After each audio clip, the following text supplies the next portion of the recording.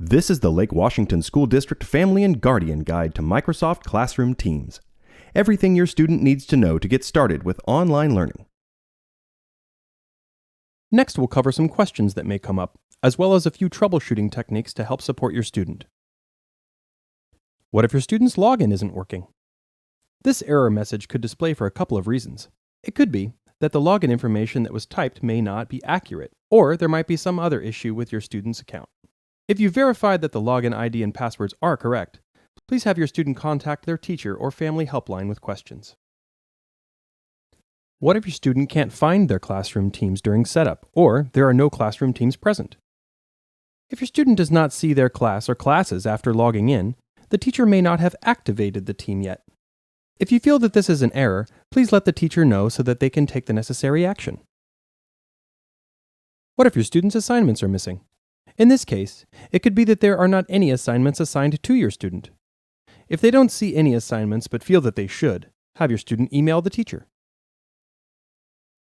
What should your student do if they were not able to make a class meeting at the scheduled time? If your student was not able to make the meeting, ask them to look for the following. Read any new posts on their Classroom Teams channels. Check for a recording of the meeting in the Teams channel or in the chat, if available. Or check in with the teacher for additional information. Each student can log into their own Teams account with their unique username and password. When one student is done with their Teams work, click on their icon in the top right corner and select Sign Out. The next student can then log in. What can you do if your student is experiencing low internet bandwidth? Teams can still be used when internet bandwidth is low. It will work to reduce the amount of video streams automatically. Another tip is to try limiting video usage during live class sessions. Have your student turn off their camera while in the meeting and only use the camera when they are called upon to do so. You can also turn off incoming video when bandwidth is low. Have your student click on the More Options ellipsis during the meeting and select Turn Off Incoming Video. Here are some common audio troubleshooting tips. If people in a meeting can't hear your student, they might be muted, or the microphone setting might be incorrect. Have your student click the microphone icon to turn the mute button on or off. Your student can change their speaker or microphone settings in a meeting by selecting the More Options ellipsis from the toolbar and clicking Device Settings.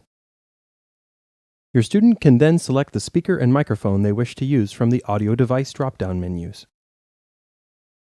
Lake Washington School District does have some resources to help our families with technology-related issues. You can contact our skilled technology specialists by sending an email to ftaccess@lwsd.org. That's F as in Frank, T as in Tom, access@lwsd.org. Or you can call our Parent and Student Support Helpline at area code 425-936-1322.